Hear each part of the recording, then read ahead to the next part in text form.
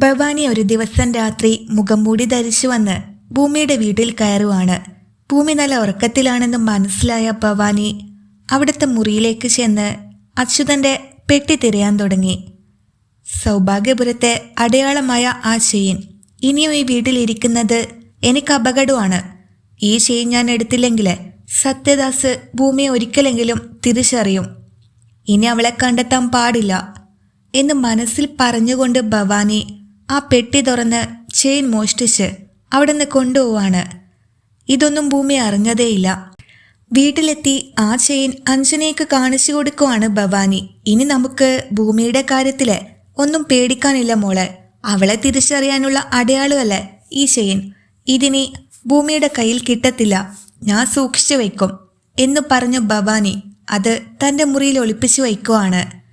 അടുത്ത ദിവസം അംബികയെ കാണാനായി ഭൂമി ജയിലിലേക്ക് ചെല്ലുന്നുണ്ട്. എനിക്ക് മോളോട് ഒരു രഹസ്യം പറയാനുണ്ടായിരുന്നു. ഇനിയും അത് തുറന്നു പറഞ്ഞില്ലെങ്കിൽ അച്യുതേട്ടൻ്റെ ആത്മാവ് എന്നോട് പൊറുക്കത്തില്ല.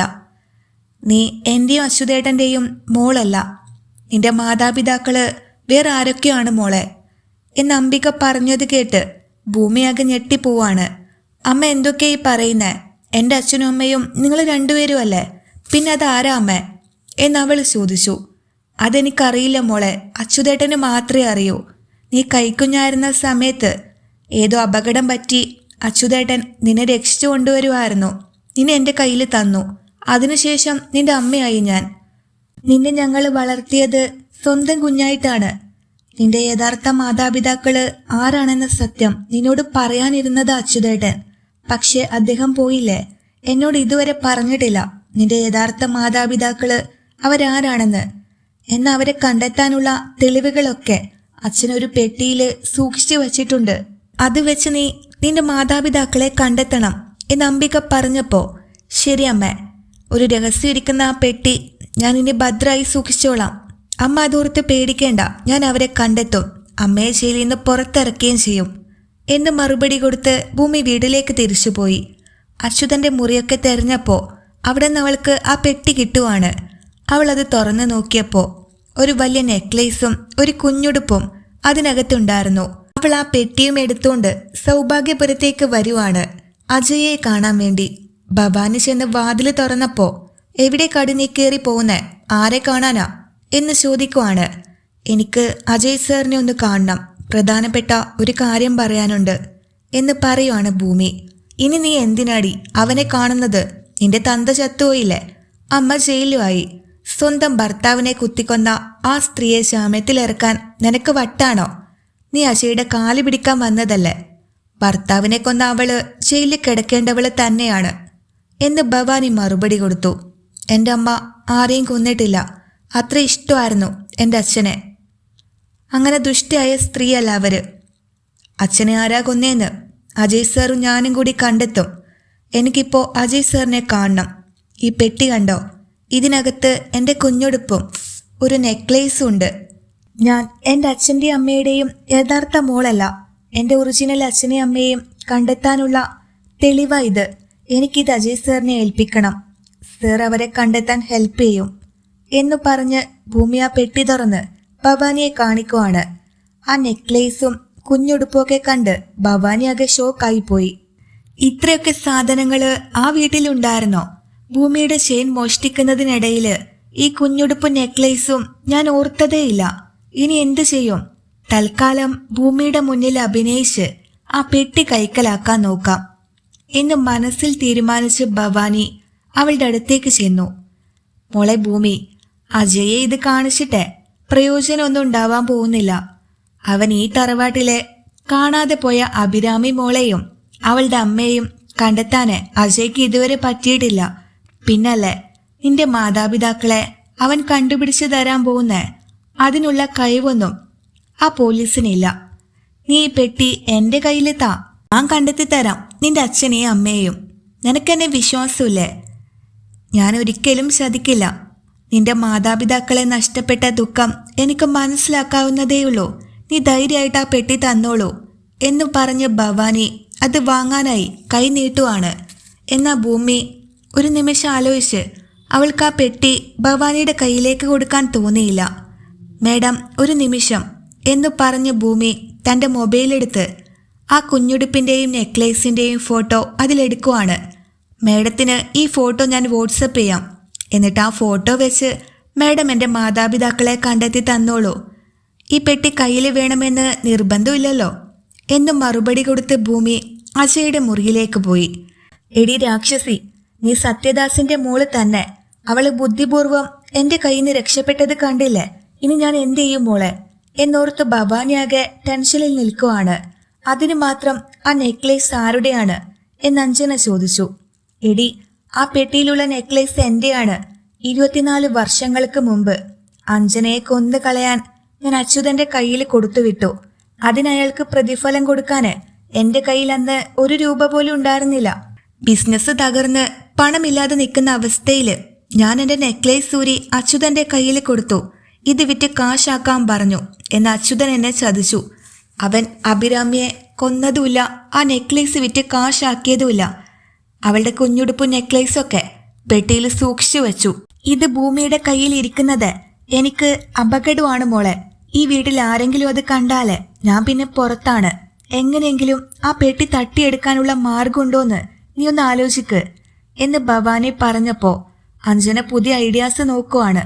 അതേസമയം അജയുടെ മുറിയിലെത്തിയ ഭൂമി ആ പെട്ടി അജയുടെ കയ്യിലേക്ക് കൊടുത്തു. ഞാൻ എൻ്റെ അച്ഛൻ്റെയും അമ്മയുടെയും വളർത്തുമകളും മാത്രമാണ് സർ. എൻ്റെ യഥാർത്ഥ മാതാപിതാക്കള് എവിടെയുണ്ടെന്ന് സർ അന്വേഷിക്കണം.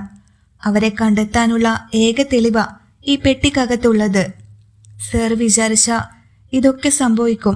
മറ്റാരെ ഇത് ഏൽപ്പിക്കാൻ എനിക്ക് പ്രയാസമാണ് എന്ന് പറഞ്ഞപ്പോ അജയ് അവൾക്ക് വാക്ക് കൊടുക്കുവാണ്.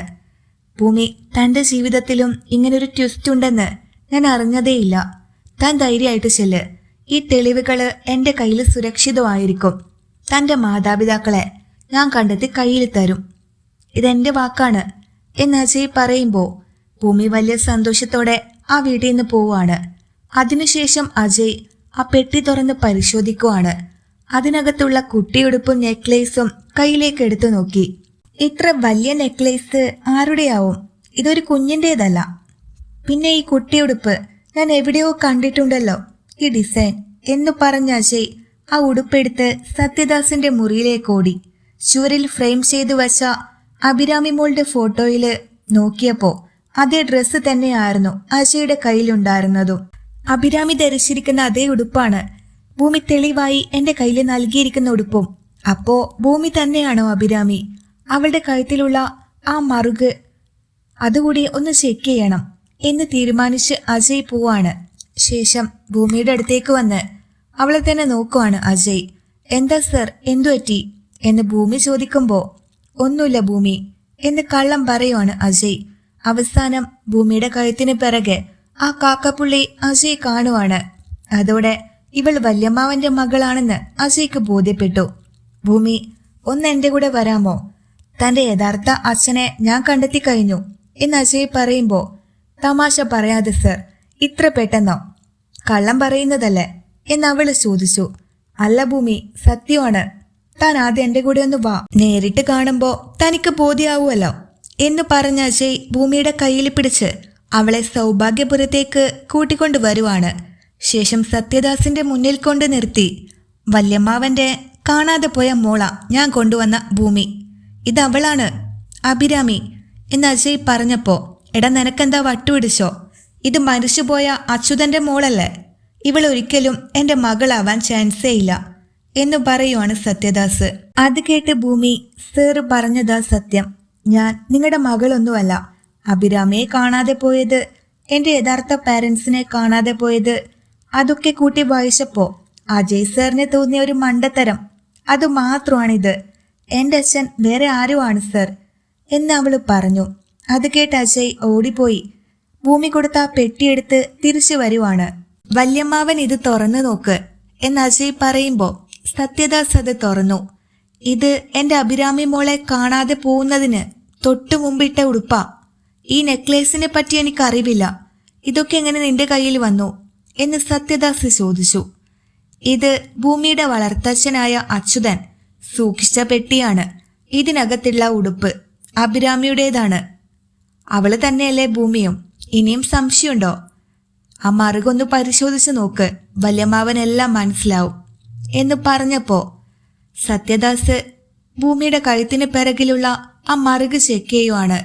അതുകൂടി കണ്ടപ്പോ സത്യദാസ് ഭൂമിയുടെ അടുത്തേക്ക് വന്ന് അവളെ തന്നെ നോക്കി നിൽക്കുവാണ്.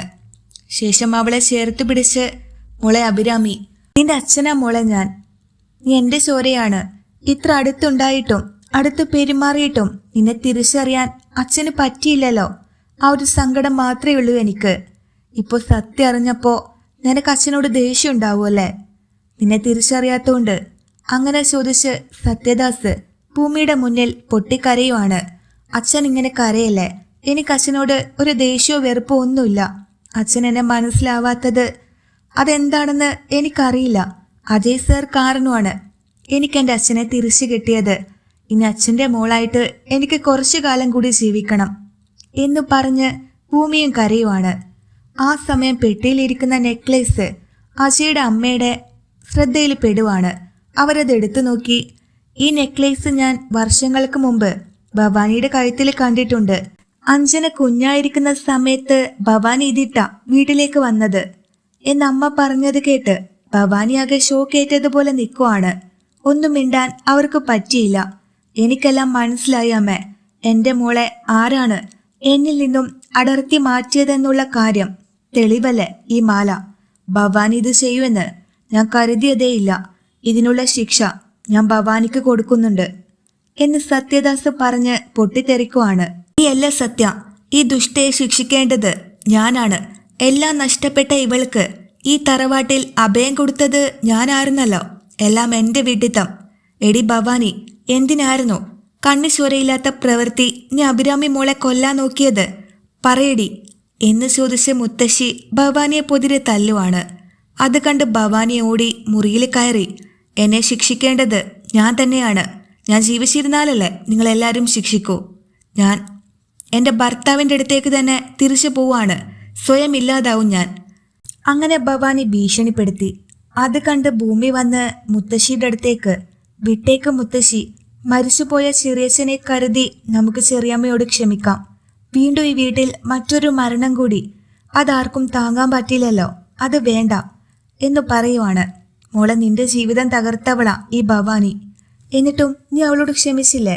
വലിയ മനസ്സാ നിന്റേത്. പക്ഷെ ഭവാനിയുടെ സ്ഥാനം ഇനി മുതൽ ഈ തറവാടിന്റെ പടിക്ക് പുറത്തായിരിക്കും. ഇതെന്റെ തീരുമാനമാണ് എന്ന് പറയുവാണ് മുത്തശ്ശി. ഭവാനി ചെറിയമ്മയെ അവരുടെ ഭീഷണിയൊക്കെ കയ്യിൽ വെച്ചാൽ മതി. എൻ്റെ അടുത്ത് വേണ്ട. ഈ അജയ് അവരെ ഉടനെ അറസ്റ്റ് ചെയ്യും, എന്ത് ഭീഷണി മുഴക്കിയാലും എന്ന് പറഞ്ഞു വരുവാണ് അജയ്.